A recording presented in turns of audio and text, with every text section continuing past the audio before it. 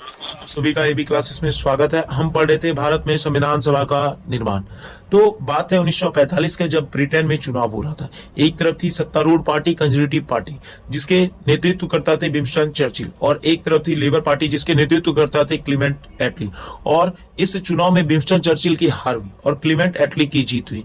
Clement एटली, जिन्होंने चुनाव के दौरान कहा था कि अगर वो प्रधानमंत्री बनेंगे तो भारत में संविधान सभा को स्थापित करेंगे, और क्लीमेंट एटली ने अपने वादे को माना और भारत में भेजा एक कैबिनेट मिशन, जो 24 मार्च 1946 को भारत आया दिल्ली में, जिसमें 3 सदस्य थे। पी फॉर पैथिक लॉरेंस, जो भारत मंत्री थे, एवी अलेक्जेंडर, जो नेवी मंत्री थे, एस फॉर स्टोपर्ड क्लिप्स, जो व्यापार मंत्री थे।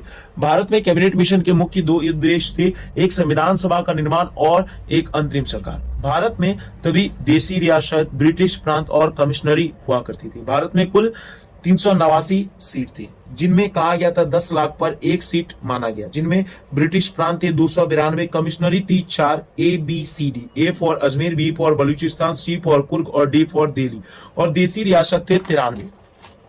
तो ओवरऑल भारत के पास 389 थी, जिसमें से निर्वाचित सीट थी 296, ब्रिटिश प्रांत के 292 और कमिश्नरी 4, जबकि राजवाड़े के 93 मनोनीत थे। और संविधान सभा का जो निर्वाचन हुआ था वो अप्रत्यक्ष तरीके से हुआ था, अर्थात प्रांतीय विधानसभा में 1585 सदस्य चुने गए, जिनमें से 389 सदस्य मनोनीत किए गए। इन 389 मेंबर में सभी संप्रदाय और सभी वर्ग के लोग थे।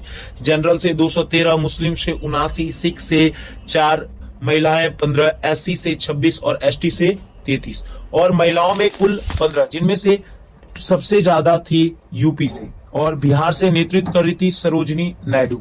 एकमात्र मुस्लिम महिला बेगम हजाज रसूल, एकमात्र SC महिला दाक्षायणी बेलायुधन, जो केरला से थी। देसी रियासत से एक ही मसक्टिनी, जो त्रावणकोर से थी।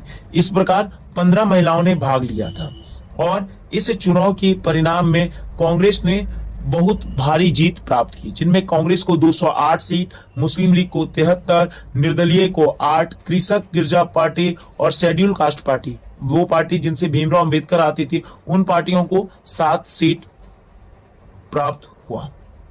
इसके बाद चुनाव परिणाम के पश्चात एक ब्रिटिश ग्रेनविल ऑस्टिन ने कहा कि कांग्रेस ही संविधान सभा है और संविधान सभा ही कांग्रेस है।